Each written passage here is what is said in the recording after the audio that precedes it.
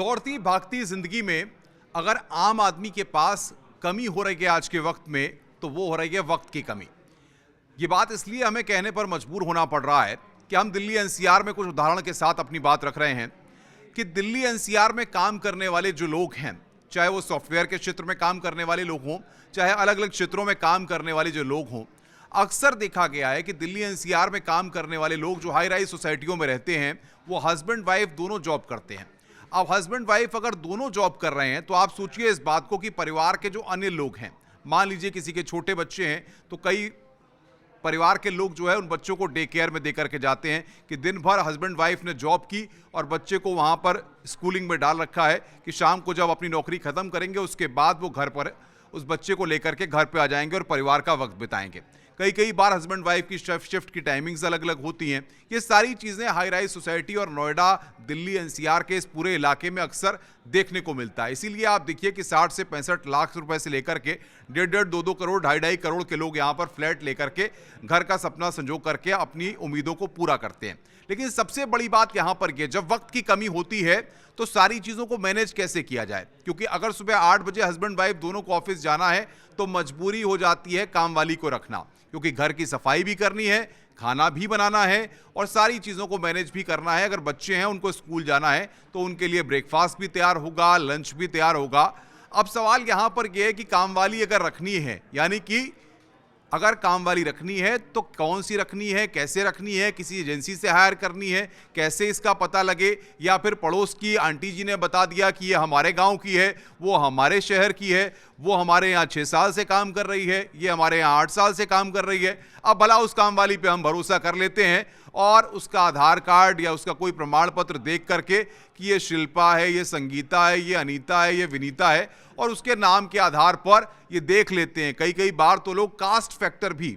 कई जगहों पर देखते हैं कि ये इस जाति की है, इस जाति की नहीं रखनी है। महिलाओं में इस तरह की अमूमन इस तरह की बातें देखने को प्रचलन में आती हैं, और जो पुरानी औरतें हैं, जो बुजुर्ग महिलाएं हैं, वो जब इस तरह की चीज़ें घर में देखती हैं तो इन सब चीज़ों का विशेष तौर पर ख्याल भी रखा जाता है। लेकिन इन सब चीज़ों पर चर्चा कम होती है। सवाल सबसे बड़ा ये है कि आखिर वो काम वाली को रखने के लिए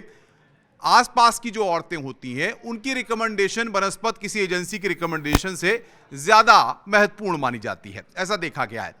अब इस बात का जिक्र हमने क्यों किया ये भी हम आपको बताते हैं, क्योंकि दरअसल क्या है, एक मसला आया है कामवाली से जुड़ा हुआ, और जिन कामवालियों पर हम भरोसा कर लेते हैं कि वो हमारी एब्सेंस में हमारे बच्चों की देखभाल कर रही हैं, कहीं पिज्ज़ा बना रही हैं घर में, कभी सूजी का हलवा बना रही हैं, जाड़े आ गए तो गाजर का हलवा बना रही हैं। लेकिन सवाल यहाँ पर यह है, ये सब बनाया जा रहा है, लेकिन क्या इनको ये सब बनाते हुए कोई देख रहा है? क्या घर में सिर्फ छोटे बच्चे की परवरिश के दौरान कोई और भी वहां पर मौजूद है? क्या इन सब चीजों को बनाते वक्त काम वाली सही तरीके से काम कर रही है? क्या जो चीजें वो तैयार कर रही है वो आपके स्वास्थ्य पर विपरीत प्रभाव तो नहीं डाल रही है? ये सारी चीजें देखने वाला, समझने वाला अमूमन कोई इसलिए नहीं होता क्योंकि हस्बैंड वाइफ दोनों जॉब पे चले गए, काम वाली के भरोसे बच्चे हैं, या काम वाली घर की रखवाली भी कर रही है। इन सारी चीजों को लेकर के टेंशन फ्री हो जाता है हस्बैंड वाइफ कि नहीं, बच्चे की परवरिश काम वाली कर रही है, संगीता कर रही है, अनीता कर रही है, विनीता कर रही है, या XYZ जो भी और उनके नाम है वो कर रहे हैं। अब सबसे बड़ी बात यह है कि काम वाली के भरोसे छोड़ करके आलू गोभी की सब्जी, भिंडी की सब्जी, या वो बना करके उसने जो टिफिन में पैक कर दी उसको अपना भोजन मान करके हम ले तो आए, लेकिन कैसे बनाया है, क्या हाथ धोए थे नहीं धोए थे, साबुन से हाथ धोए थे नहीं धोए थे, उससे पहले कहीं वॉशरूम गई तो नहीं थी, ये सारी चीजें शायद अमूमन लोग देखते नहीं है, क्योंकि इतना भरोसा कर लेते हैं काम वाली पे, क्योंकि वो साफ सफाई इतनी अच्छी कर देती है, दीदी, बहन जी, भैया, ऐसे ऐसे प्यारे प्यारे नाम बोल करके मन मोह लेती है, एक भरोसा इतना जीत लेती है कि हमें कभी शक करने की जरूरत ही नहीं आती। और हम त्यौहार का मौका हो तो साड़ी दे देते हैं, सूट दे देते हैं, पैसे दे देते हैं, यानी कि उसका भी दिल खुश हो जाता है। अब सबसे बड़ी बात यहां पर यह कि शक क्यों होता है? शक होता है जब स्थितियां विपरीत हो जाती हैं, जैसा कि गाजियाबाद में हुआ। गाजियाबाद में एक सोसाइटी में रहने वाले परिवार को अपनी काम वाली पर शक हुआ, और शक क्यों हुआ? जब उनके घर के परिवार के सभी सदस्यों को लिवर में इंफेक्शन की शिकायत हुई और उनकी रिपोर्ट्स खराब आई, उनको दिक्कत होने लगी, तब उन्हें इस बात का शक हुआ कि जो वो खा रहे हैं वो आखिर क्या खिचड़ी पका रहा है, क्योंकि डॉक्टर्स ने जब उनकी रिपोर्ट्स को देखा तो उनके लिवर में इंफेक्शन बताया। इसके बाद वो सख्ते में आ गए, कुछ शक हुआ, और उसके आधार पर उन्होंने अपने घर की किचन में तीसरी आंख को लगा दिया। तीसरी आंख मतलब कैमरा लगवा दिया, और कैमरा लगवाने के बाद उन्होंने ये जांचा परखा कि आखिर माजरा है कहां और गड़बड़ी कहां से निकल कर आ रही है।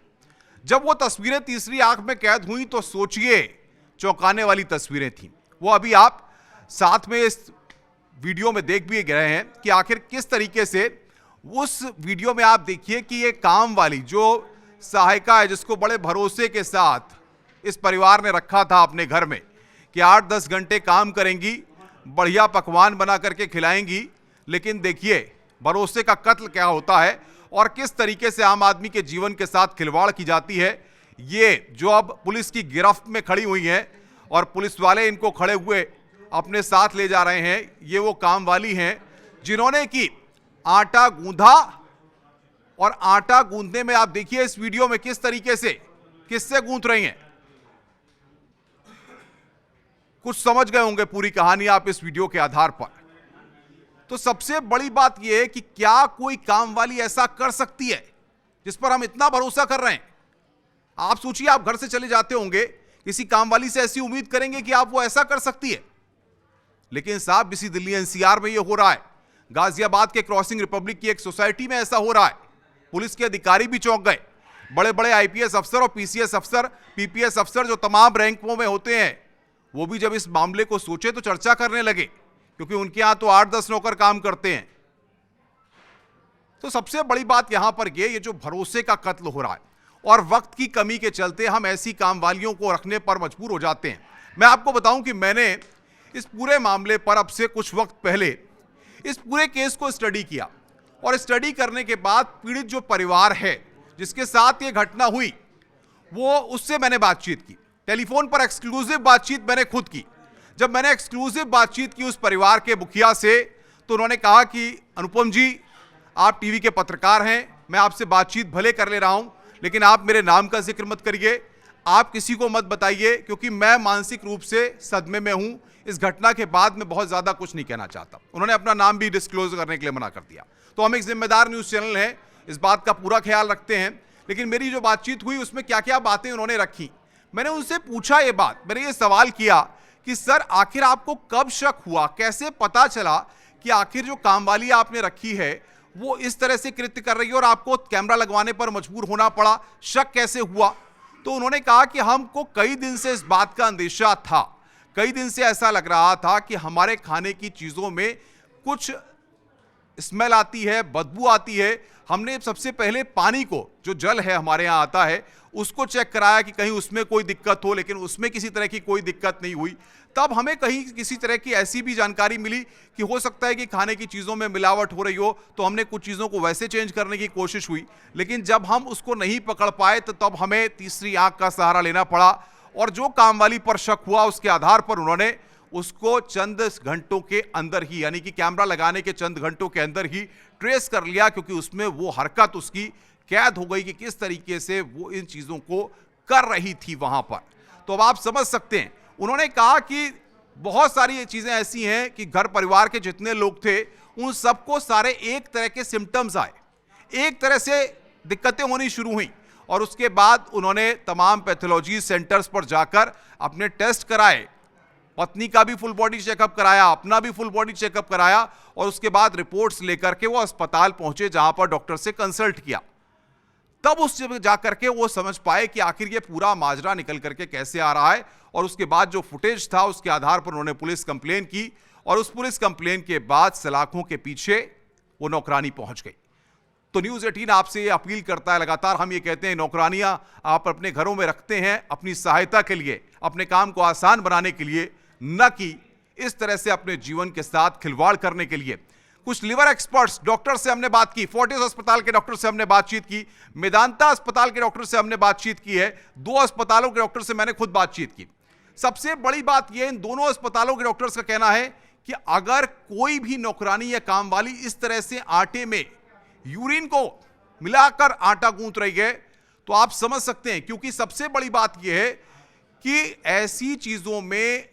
क्या बैक्टीरियाज हैं, कौन से कीटाणु हैं, क्या है, कुछ भी कह पाना, क्योंकि हर व्यक्ति की डाइट अपनी अलग होती है। कुछ वेजिटेरियन डाइट्स लेते हैं, कुछ नॉन वेजिटेरियन डाइट्स लेते हैं, और फीमेल का जो स्ट्रक्चर होता है उसमें बहुत सारी चीजें प्रेडिक्ट करना बड़ा आसान नहीं होता है, क्योंकि फीमेल्स के अंदर हार्मोनल चेंजेस आते हैं। कौन सा वक्त है, क्या है, इस बारे में कुछ भी वो सारी चीजें एक वक्त के आधार पर नहीं कही जा सकती हैं। तो यानी कि कब किसको क्या दिक्कत है, और पहले से उस महिला को या उस व्यक्ति को कोई डिजीज तो नहीं चल रही है, थायराइड तो नहीं है, या फिर बीपी का इशू तो नहीं है, या फिर और कोई इशू तो नहीं है, कई बार यूरिक एसिड बढ़ा होता है, तमाम चीजें होती हैं। तो इस बारे में कोई भी प्रेडिक्ट करना, लेकिन ये सारी चीजें आम आदमी के स्वास्थ्य पर विपरीत प्रभाव डालती हैं, और आपको सजग रहने की जरूरत है। क्योंकि आप अगर दिल्ली एनसीआर में नहीं बल्कि किसी भी जगह पर रहते हैं तो नौकरानी तो एक संभाल के रखिए, जांच परख कर रखिए, और इतना जरूर कहेंगे कि निगरानी अवश्य रखिए। भरोसा आज के जमाने में इतनी आसानी से किसी पर भी मत कीजिए। नमस्कार।